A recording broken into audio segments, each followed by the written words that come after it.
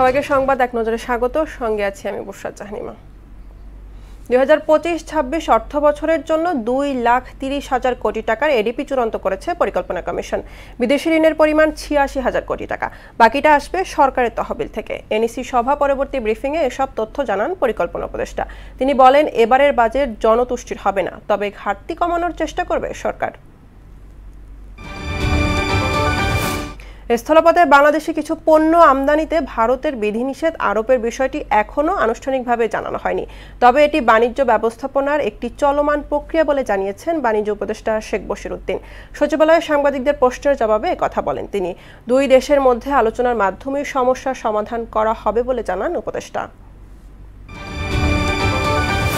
ঢাকা বিশ্ববিদ্যালয়ের শিক্ষার্থী ছাত্রদল নেতা শাহরিয়ার আলম শাম্য পরিকল্পিত হত্যাকাণ্ডের শিকার হয়েছে বলে দাবি ঢাবি শিক্ষকদের সংগঠন সাদা দলের। শাম্য হত্যার বিচার এবং জড়িতদের গ্রেফতারে 48 ঘণ্টার সময় বেঁধে দেয় তারা। দাবির সঙ্গে একমত সাধারণ ছাত্ররাও। বলেন, বিশ্ববিদ্যালয় ক্যাম্পাসে বহিরাগত প্রবেশ নিষিদ্ধ করতে হবে।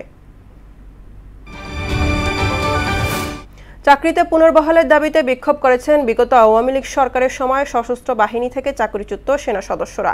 সকাল থেকে জাতীয় প্রেস ক্লাবের সামনে তারা বিক্ষোভ কর্মসূচি পালন করেন।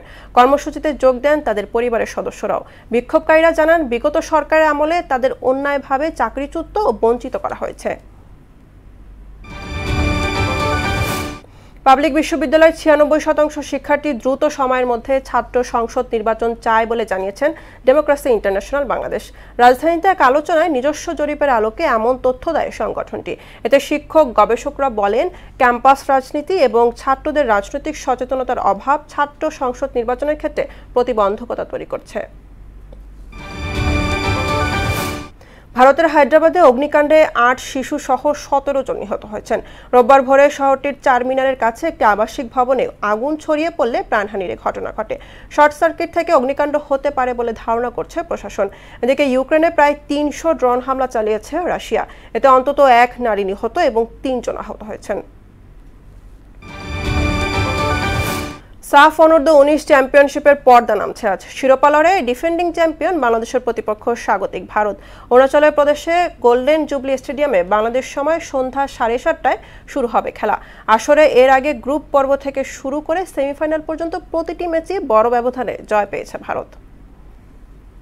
এই ছিল সংবাদ এক নজরে। সবশেষ খবর সবার আগে জানতে মোহনার সাথেই থাকুন।